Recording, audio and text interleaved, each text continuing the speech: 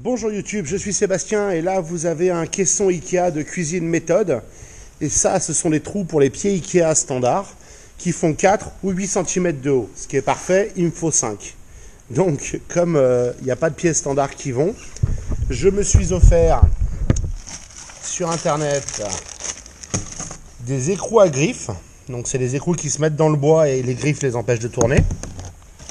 Et des pieds ajustables, donc il y a une tête à laine qui peut aller en haut dans l'hexagone qui est prévu pour. Ça se visse là-dedans. J'ai pris du M10 parce que ça me permettait d'avoir la taille qu'il me fallait, pas parce que j'en avais besoin. Et sur ces pieds, on met des petits morceaux en plastique qui sont livrés avec, aïe, qui s'emmanchent. Et on a un pied bon, qui peut être parfaitement ajusté si le sol n'est pas parfaitement plat, c'est pas le problème que j'ai. Mais on a un pied qui est ajustable par l'intérieur du meuble, ce qui est vachement pratique, pour avoir pile la hauteur qu'on veut. Étant donné la cuisine, c'était plus pratique comme ça.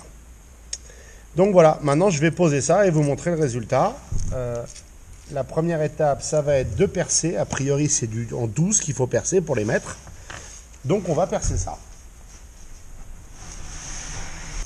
Voilà, comme ça, vous avez même une meilleure vue. Et moi, je vais l'essayer comme ça.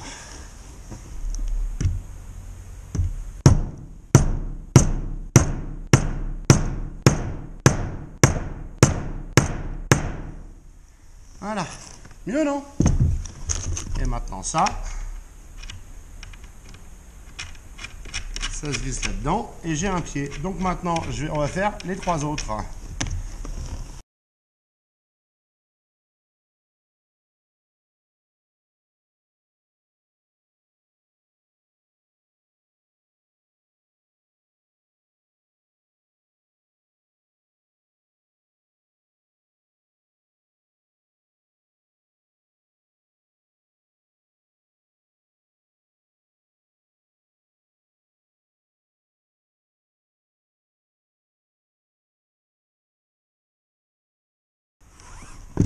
Et voilà.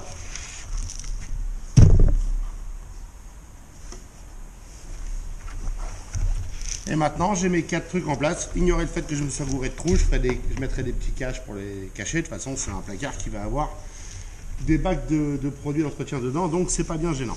Et en plus, je crois que c'est des tiroirs. C'est pas moi qui ai fait le plan. Moi, je suis l'exécutant. Donc, je vais finir l'assemblage de mon meuble. Et puis, je vous montrerai le résultat une fois prêt à être posé par terre. Voilà mes pieds en place.